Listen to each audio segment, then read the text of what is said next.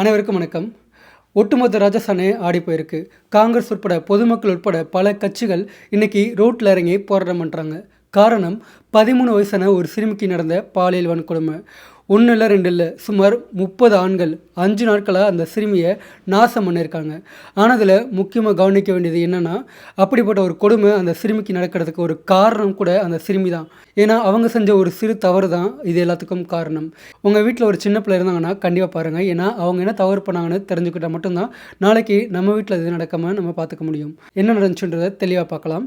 ராஜஸ்தானில் ஸ்ரீ கங்காநகர் பகுதியில் ஒரு ஃபேமிலி இருக்காங்க. அம்மா, அப்பா, அவங்களுக்கு 8வது படிக்கக்கூடிய ஒரு பொண்ணு, பேர் எங்கேயும் குறிப்பிடலை, நம்ம காயத்ரி அப்படின்னு வச்சுக்கலாம். காயத்ரி இருக்காங்க. அவங்களுக்கு இன்னொரு தம்பி கூட இருக்காங்க. இந்த ஃபேமிலி ஒரு நார்மலான மிடில் கிளாஸ் ஃபேமிலி தான். காயத்ரியும் அங்கே இருக்க ஒரு ப்ரைவேட் ஸ்கூலில் வந்து படிச்சுட்டு இருக்காங்க. இவங்க வாழ்க்கையெல்லாம் நல்லபடியாக தான் போயிட்டுருக்கு.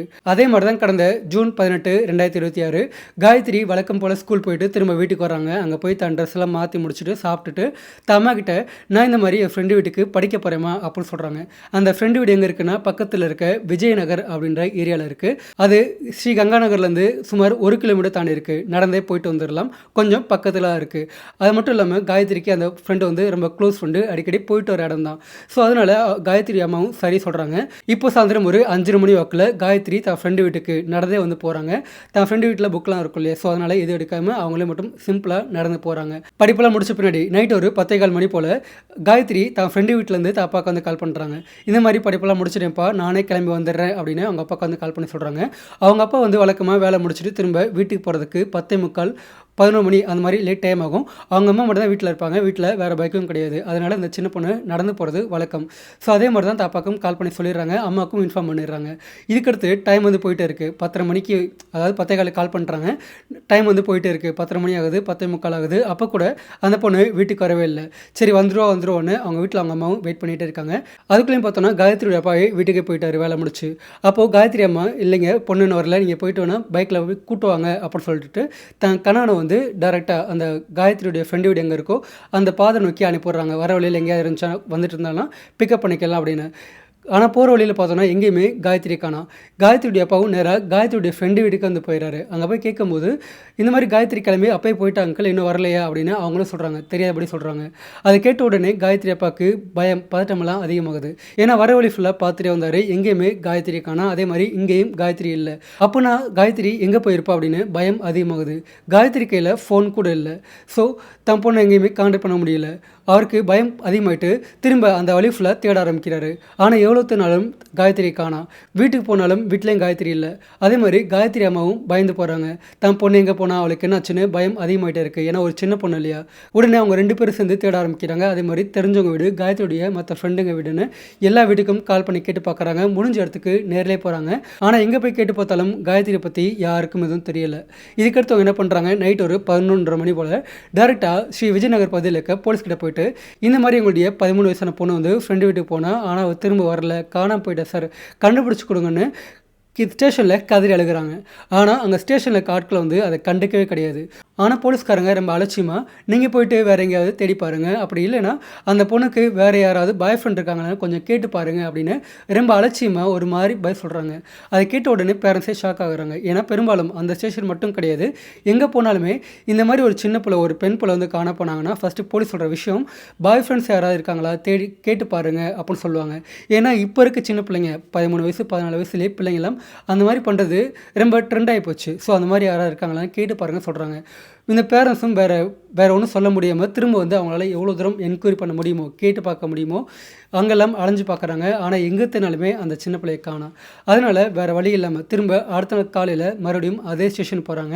இந்த மாதிரி எங்கள் பொண்ணக்கானு திரும்பவும் கேஸ் வந்து கொடுக்குறாங்க.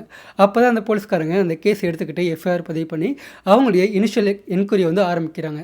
காயத்ரியுடைய ஸ்கூலு, அவங்க வீடு, அதே மாதிரி அந்த பொண்ணு எந்த வீட்டுக்கு போனாலோ, ஃப்ரெண்டு வீட்டுக்கு போனாலோ அங்கெல்லாம் போய் பார்க்குறாங்க. ஆனால் அங்கெல்லாம் கேட்டாலும் எந்த விதமான விதமான ஒரு இன்ஃபர்மேஷன் கிடைக்கவே இல்லை. அதே மாதிரி கங்கா நகர் டு விஜயநகர் அதுக்கு இடைப்பட்ட ரோட்டில் இருக்க எல்லா கடையிலையுமே ஒன்று விடாமல் அப்படியே வரிசையாக வந்து கேட்டுகிட்டே போகிறாங்க, என்கொயரி பண்ணுறாங்க. ஆனால் யாருக்கிட்ட என்கொயரி பண்ணாலும் எதுவுமே தெரியல. இப்படியே வந்து நாட்கள் தான் போயிட்டுருக்கு. ஒரு 3 நாள் போயிடுது. அதுக்கடுத்து போலீஸ்காரங்க அந்த கேமராவில் பதிவான ஆட்டோ எல்லாத்தையுமே என்னென்ன ஆட்டோலாம் வந்து போயிருக்கு, அது எந்த ஸ்டாண்டில் இருக்குது அப்படின்னு அதெல்லாம் என்கொயரி பண்ணுறாங்க. நிறைய ஆட்டோக்கள் வந்திருக்கு போயிருக்கு. அது எல்லாமே அங்கே லோக்கலில் இருக்க ஸ்டாண்டை சேர்ந்த ஆட்டோக்கள் தான். ஸோ ஒருவேளை ஆட்டோக்காரங்க வேறு எதாவது பார்த்துருக்கலாம் அப்படின்னு போலீஸ் என்ன பண்ணுறாங்க, அந்த ஆட்டோ டிரைவர்ஸ் இருப்பாங்க இல்லையா, அவங்களாம் என்கொயரி பண்ணி பார்க்கலாம், கேட்டு பார்க்கலாம் அப்படின்னு அந்த டைம் ஃப்ரேமில் அந்த வழியாக வந்துட்டு போன ஆட்டோ டிரைவர்ஸ் இருப்பாங்க இல்லையா, அவங்க எல்லாத்துக்கிட்டையுமே என்கொயரி பண்ண ஆரம்பிக்கிறாங்க. மொத்தம் 3 ஸ்டாண்ட் இருக்குது. விஜயநகர், கங்கா நகர் அந்த பகுதியில் 3 ஆட்டோ ஸ்டாண்ட் இருக்குது. அங்கெல்லாம் போயிட்டு என்கொயரி பண்ணுறாங்க. ஆனால் அப்படி என்கொயரி பண்ணும்போது தான் போலீஸ்க்கு ஒரு தகவல் கிடைக்குது. என்னென்னா, அந்த டைம் ஃப்ரேமில் அந்த ஏரியாவில் வந்துட்டு போன ஒரு ஆட்டோவை சேர்ந்த ஒரு டிரைவர் மட்டும் கடந்த ஒரு 2-3 டேஸாக அந்த ஸ்டாண்டுக்கே வந்து வரல, ஆட்டோவே கொண்டு வரல அப்படின்னு அங்கே இருக்க சில டிரைவர் சொல்கிறாங்க. அவனுக்கு என்னாச்சு ஏதாச்சும் தெரியல சார், அதே மாதிரி ஃபோன் பண்ணாலும் ஃபோன் வந்து ஆஃபில் இருக்குது, வரவே இல்லை அப்படின்னு சொல்கிறாங்க. அதை கேட்டு போலீஸ்க்கு சந்தேகம் ஏற்படுது. ஒருவேளை அவனுக்கு தெரிஞ்சிருக்கலாம், இல்லைனா அவனே இதை பண்ணியிருக்கலாம் அப்படின்னு போலீஸ்காரங்க சந்தேகப்படுறாங்க. உடனே அந்த ஆட்டோ டிரைவர் பேர் என்ன அப்படின்னு கேட்கும்போது அவன் பேர் ராம்பாபு, வயசு 32 அப்படின்னு தெரிய வருது. உடனே அவனுடைய ஃபோன் நம்பரை வாங்கி அது கால் பண்ணி பார்க்குறாங்க. கால் பண்ணால் ஃபோன் ஆஃபில் இருக்குது. அதனால் அவனுடைய கால் டேட்டா, அது மட்டும் இல்லாமல் லொக்கேஷன் ஹிஸ்ட்ரி அதெல்லாம் எடுத்து பார்க்குறாங்க. கரெக்டாக இந்த பொண்ணு காணாமல் போனப்போ அவள் எங்கே இருந்தான் அப்படின்னு அந்த டைம் ஃப்ரேம் எல்லாத்தையும் மேட்ச் பண்ணி பார்க்குறாங்க. பார்க்கும்போது ஜூன் 18 அன்னைக்கு நைட்டு ஒரு 10:30 மணி வாக்கில் இந்த ராம்பாபு விஜயநகர் பகுதியிலேருந்து கங்கா நகர் பகுதிக்கு ஆட்டோவில் போயிட்டு இருந்திருக்கான். ஆனால் பாதி வழியிலேயே அந்த லொக்கேஷன் வந்து ஸ்டாப் ஆகிருக்கு. அது மட்டும் இல்லாமல் திரும்ப அந்த லொக்கேஷன் கிளம்பி விஜயநகர் வழியாக வேற ஒரு ரூட்டுக்கு வந்து போன மாதிரி அந்த லொக்கேஷன் காட்டுது.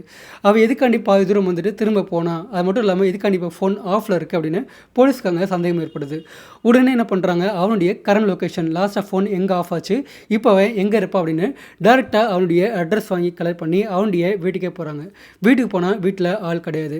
அதுக்கடுத்து போலீஸ்காரங்க பக்கத்து வீட்டில் என்கொயரி பண்ணுறாங்க. அவனுடைய ஃப்ரெண்டெல்லாம் யார் யார் அந்த வீட்டுக்கு அடிக்கடி யாரெல்லாம் வந்து போவா அப்படின்னு என்கொயரி பண்ணும்போது முகேஷ் அப்படின்ற ஒருத்தன் வந்து அடிக்கடி அந்த வீட்டுக்கு வந்து போவா, அவன் க்ளோஸ் ஃப்ரெண்டு அப்படின்னு தெரிய வருது. உடனே அந்த முகேஷ் நம்பர் என்ன அப்படின்னு கண்டுபிடிச்சு அவன் நம்பரை ட்ராக் பண்ணுறாங்க. அப்படி ட்ராக் பண்ணும்போது அந்த நம்பர் வந்து சிட்டிக்கு வெளியே ஒரு லாட்ஜ் வந்து இருக்குது, அங்கே இருக்குது அப்படின்னு தெரிய வருது. உடனே போலீஸ்காரங்க என்ன பண்ணுறாங்க, ஒரு டீமோட அந்த லாட்ஜுக்கு போகிறாங்க. அங்கே இருக்க சர்வீஸ் பாய் இருப்பா இல்லையா, அவனை கூட்டிகிட்டு ரொம்ப கேஷுவலாக எதுவுமே தெரியாத மாதிரி டேரெக்டாக ரூமுக்கு வந்து போகிறாங்க. அந்த சர்வீஸ் பாயை வச்சு அந்த கதவை தட்ட சொல்லி உள்ளே இருக்க ஆளை வெளியே கூப்பிட சொல்கிறாங்க. முகேஷும் சர்வீஸ் பாய் தான் வந்திருக்கா அப்படின்னு கதவை திறக்கிறான். திறந்த உடனே ஒரே சமயத்தில் போலீஸ்காரங்க உள்ளே போயிடறாங்க. அங்கே போய் பார்க்கும்போது அந்த டிரைவர் ராம்பாபு, முகேஷ், அது மட்டும் இல்லாமல் லால்பந்த் அப்படின்ற இன்னொருத்தன், மொத்தம் 3 பேர் வந்து ஒரு டீமாக வந்து அங்கே தான் இருக்காங்க. அங்கே இருக்க அந்த 3 பேர்த்தையுமே அடாவடி அப்படியே வந்து கைது பண்ணுறாங்க. திரும்ப அவங்களாம் ஸ்டேஷன் கூட்டிகிட்டு போயிட்டு என்கொயரி பண்ண ஆரம்பிக்கிறாங்க.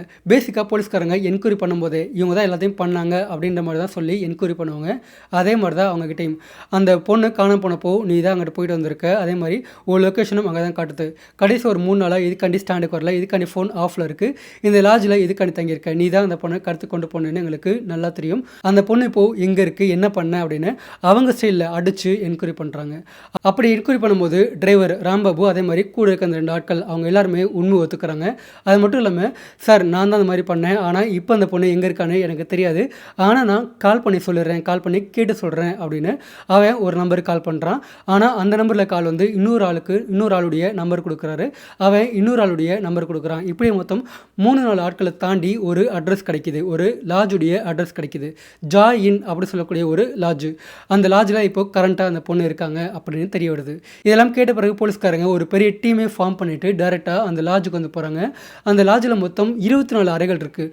ஒரு அறை விடாமல் எல்லாத்துலையுமே சர்ச் பண்ண ஆரம்பிக்கிறாங்க. அப்படி தேடும்போது ஒரு அறையில் அந்த சிறுமி இருக்காங்க. ஜூன் 18 அன்னைக்கு காணாமல் போனவங்கள 22 அன்னைக்கு சுமார் 5 நாள் கழித்து போலீஸ்காரங்க கண்டுபிடிக்கிறாங்க.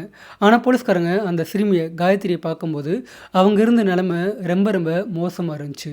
ஏன்னா அவங்க தன் நிலைமையை அறியாத அளவுக்கு ஒரு மயக்க நிலைமையில் இருந்தாங்க. அது மட்டும் இல்லாமல் அவங்க பக்கத்தில் போகும்போதே ஃபுல்லாக ஹெவியாக வந்து சாராயம் குடித்தா எப்படி வாசம் வரும், தண்ணி அடித்தா அந்த வாசம் ஹெவியாக வந்துட்டு இருந்துச்சு. அந்த பொண்ணுக்கு சுயநினைவே இல்லை.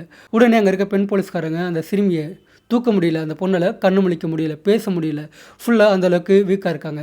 அங்கே இருக்க போலீஸ்காரங்க தான், பெண் போலீஸ்காரங்க தான் அந்த சிறுமியை மீட்டு தூக்கிட்டு உடனே ஆம்புலன்ஸை வர வச்சு அவங்கள பக்கத்தில் இருக்க கவர்மெண்ட் மருத்துவமனைக்கு வந்து கொண்டு போகிறாங்க. இன்னொரு பக்கம் அந்த லாட்ஜில் இருந்த லாட்ஜுடைய மேனேஜர், ஓனர் அவங்க 2 பேர்த்தையும் கைது பண்ணி டேரெக்டாக ஸ்டேஷன் அழைச்சிட்டு போகிறாங்க. அங்கே இந்த ராம்பாபு, அவன் ஃப்ரெண்ட்ஸு, அதே மாதிரி இந்த லாட்ஜுடைய ஓனர், மேனேஜர் இவங்க 5 பேர் இருக்காங்க. இவங்க எல்லாத்தையும் ஒன்றா உட்கார வச்சு என்கொயரி பண்ண ஆரம்பிக்கிறாங்க. அந்த பொண்ணுக்கு என்னாச்சு, எப்படி இதெல்லாம் நடந்துச்சு, அந்த பொண்ணை நீங்கள் என்ன பண்ணீங்க அப்படின்னு ஸ்டார்டிங்லேருந்து இப்போ வரைக்கும் நடந்த எல்லாத்தையுமே கேட்க ஆரம்பிக்கிறாங்க. அப்போ அவங்களும் நடந்த எல்லாத்தையுமே ஒன்று விடாமல் சொல்ல ஆரம்பிக்கிறாங்க. ஆக்சுவலாக பார்த்தோன்னா இந்த சிறுமி அவங்க ஃப்ரெண்டு வீட்டுக்கு போயிட்டு திரும்ப தன் வீட்டுக்கு நடந்தே போயிட்டுருக்காங்க. ஆட்டோ எதுவுமே எதிர்பார்க்கவே இல்லை, நடந்து தன் வீட்டுக்கு போயிட்டுருக்காங்க. ஆனால் போகிற வழியில் ஒரு சில பாதையில் மட்டும், ஒரு சில இடத்துல மட்டும் கேமரா எதுவுமே இருக்காது. கொஞ்சம் ஆள் நடை மட்டும் இல்லாமல் அமைதியாக இருக்கும். அப்பேற்பட்ட ஒரு இடத்து வழியாக இந்த சின்ன பொண்ணு நடந்து போயிட்டு இருக்கும்போது அப்போ தான் இந்த டிரைவர் ராம்பாபு அவன் வந்து ஆட்டோ வச்சுருக்கான். அவன் ஆட்டோவில் அந்த வழியாக போயிட்டுருக்கான். அதே மாதிரி ஆட்டோக்கு பின்பக்கம் பார்த்தோன்னா அவனுடைய 2 ஃப்ரெண்ட்ஸும் இருக்காங்க. அவங்க 3 பேரும் வந்து நல்லாவே குடிச்சிருக்காங்க. இப்போது அந்த வழியாக போயிட்டுருக்காங்க.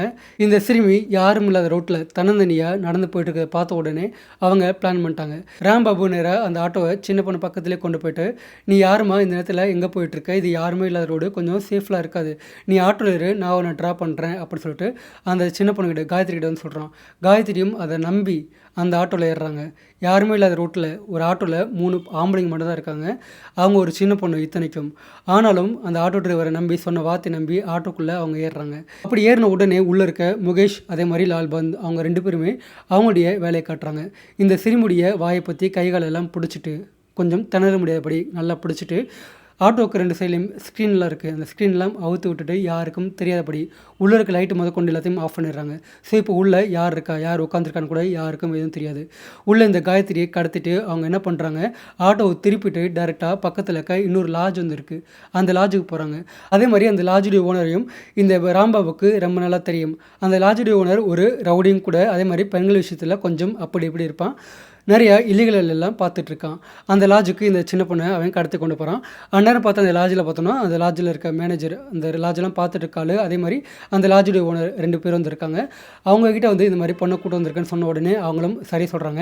இப்போது இந்த சின்ன பொண்ணை தூக்கிட்டு அந்த லாட்ஜில் இருக்க ஒரு அறைக்குள்ளே அவங்க கொண்டு போகிறாங்க. அங்கே ஃபஸ்ட்டாக இந்த ஆட்டோவில் கடத்தி கொண்டு போன இந்த 3 பேர், அதுக்கடுத்து அந்த லாட்ஜுடைய ஓனர், மேனேஜர் அப்படின்னு மொத்தம் 5 பேரும் இனிஷியல் ஸ்டேஜில் அந்த பொண்ணை அங்கே வச்சு நாசம் பண்ணுறாங்க. அப்படி நாசம் பண்ணி முடித்த பிறகு அந்த லாட்ஜுடைய ஓனர் என்ன சொல்கிறான்னா, இந்த சின்ன பொண்ணை நீ இங்கே விட்டு போயிரு, உனக்கு நான் காசு தர்றேன் அப்படின்னு சொல்லிட்டு அந்த ஆட்டோ டிரைவர் ராம்பாபுக்கு வந்து ஒரு சும்மா கொஞ்சம் அமௌண்ட்டை மட்டும் கையில் கொடுத்துட்டு, எவ்வளோ ஒன்றும் வெளியே வரல, ஆனால் கொஞ்சம் அமௌண்ட்டை கொடுத்து ராம்பாபு மட்டும் திரும்ப அனுப்பிடுறான். அந்த சின்ன பொண்ணை அவனே வச்சுக்கிறான்.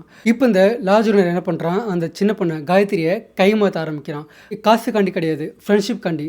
இவன் நடத்துறது ஒரு லாட்ஜ். அதே மாதிரி நிறைய லாட்ஜ் நடத்துகிற ஃப்ரெண்ட்ஸ் வந்து அவனுக்கு இருக்காங்க. அதே மாதிரி நிறையா இல்லீகலாக பார்க்குற ஃப்ரெண்ட்ஸும் அவனுக்கு இருக்காங்க. அவங்க எல்லாத்துக்குமே காயத்ரியை ஷேர் பண்ண ஆரம்பிக்கிறான். எல்லாத்துக்கும் கால் பண்ணி, என்கிட்ட இந்த மாதிரி ஒரு பொண்ணு இருக்கா, எடுத்துக்கோன்னு சொல்லிட்டு அவங்க எல்லாத்துக்கும் கால் பண்ணி சொல்லி அவங்க எல்லாத்துக்குமே இந்த சின்ன பொண்ணு காயத்ரி வந்து அவன் காரில் அனுப்பிடுறான். இப்படி காயத்ரி வந்து வேறொரு இடத்துக்கு வந்து அனுப்புகிறாங்க. அங்கே அவன் நாசம் பண்ணுறான். அதே மாதிரி இன்னொரு லாட்ஜுக்கு அனுப்புகிறாங்க. அங்கே இருக்க ஓனர், மேனேஜர் அவங்க நாசம் பண்ணுறாங்க.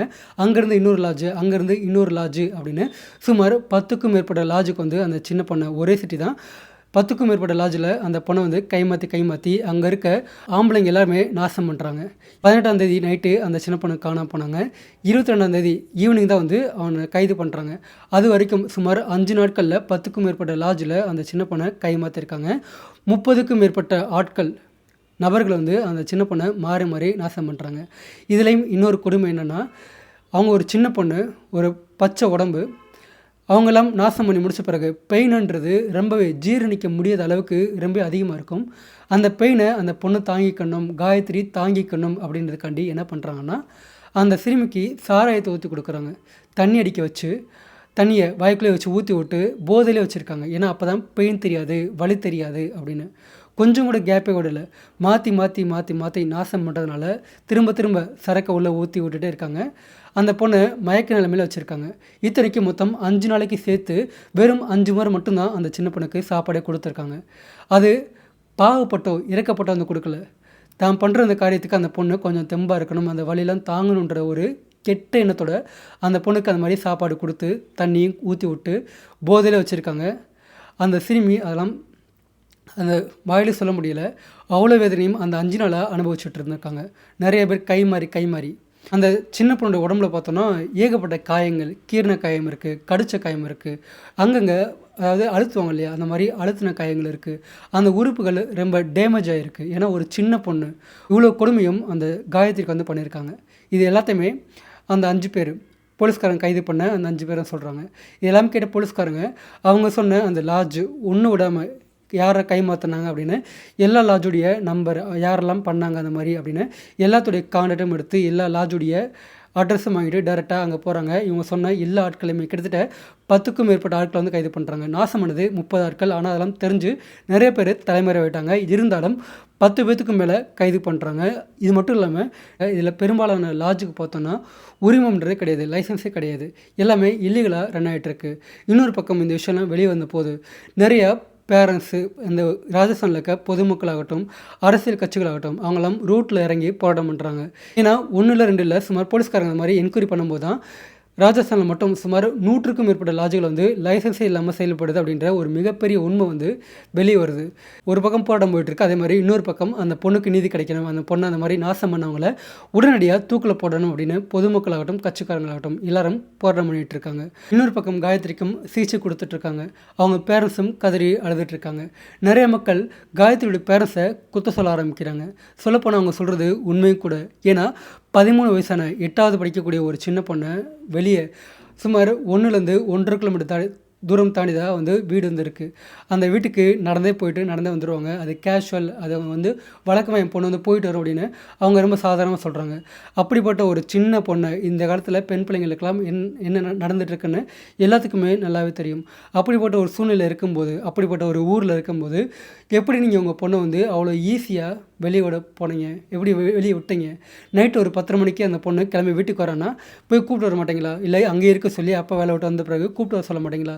ஏன் இந்த மாதிரி பண்ணீங்க? அப்போது இதில் உங்களுக்கும் பங்கு இருக்குது, நீங்கள் பண்ணதும் தப்பு தான் அப்படின்னு நிறைய மக்கள் அவங்களையும் குத்த சொல்லிகிட்டு இருக்காங்க. சொல்லப்போனால் அவங்க சொல்கிறது உண்மையும் கூட. ஏன்னா இப்போல்லாம் பெண் பிள்ளைங்களுக்கு பாதுகாப்பு இல்லைன்னு நல்லாவே தெரியும். அப்படி இருக்கும்போது ஒரு சின்ன பிள்ளைய 13 வயசான ஒரு பொண்ணை வந்து நைட் நேரத்தில் தனியாக வந்து விடுறாங்க, நீ கிளம்பி வாமா அப்படி சொல்கிறாங்கன்னா அவங்களுக்கு அவ்வளோ நெஞ்செழுத்தம் இருக்கும். சொல்லப்போனால் அந்த சம்பவத்தில் அவங்களுக்கும் கூட ஒரு மிகப்பெரிய பங்கு இருக்குது. இப்போ அது பிரச்சனை கிடையாது, இனிமேல் சேஃப்டியாக இருந்தும் பிரச்சனை கிடையாது. ஸோ அதனால் சொல்கிறேன், உங்கள் வீட்டில் பெண் பிள்ளைங்க இருந்தாங்கன்னா சின்ன பிள்ளைங்க இருந்தாங்கன்னா அவங்க தைரியமாக சொல்லுவாங்க. அவங்களுக்கு தைரியம் இருக்கும். ஆனால் அப்படி போயிட்டு வரும்போது ஆப்போசிட்டில் 2 பேர் 3 பேர் இருக்கும்போது ஒரு சின்ன பொண்ணால் தனியாக சமாளிக்க முடியாது, எதுவும் பண்ண முடியாது. ஸோ ஃபைனலாக இந்த வீடியோ நீங்கள் ஃபுல்லாக பார்த்துருப்பீங்க. இந்த வீடியோ பற்றின உங்கள் கருத்துக்களை மறக்காமல் பதிவு பண்ணுங்கள். நெக்ஸ்ட் வீடியோவில் பார்க்கலாம். பாய்.